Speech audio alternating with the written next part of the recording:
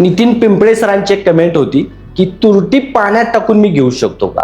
तर त्याचं उत्तर आहे हो, परंतु त्याला एक नियम आहे, शास्त्र आहे की पूर्वी तुरटीचा खडा घ्यायचे, पाण्यामध्ये फिरवायचे आणि ते पाणी सर्वसाधारण 30 मिनिटं ते 60 मिनिटं तसेच ठेवायचे.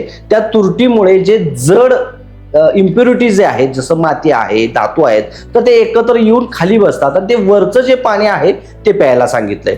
तुम्ही अगदीच पावडर करून 1 चमचा त्यात पाण्यामध्ये मिक्स करून असं मी घेऊ का? तर निश्चित नाही, एवढ्या प्रमाणात नाही. याच्यासाठी तुम्ही वैद्यांकडे जावा. स्फटिका असं आयुर्वेदामध्ये तुरटीचं वर्णन केलेलं आहे. तर हे स्फटिका भस्म करण्याची एक विधी आहे, त्याची शोधन करण्याची एक विधी आहे. ती विधी करून जर ते मधाबरोबर किंवा इतर कुठल्याही वनस्पतीमध्ये जर मिक्स करून जर तुम्हाला वापरायचं असेल तर तुम्हाला वैद्यांचा सल्ला घ्यावा लागतो.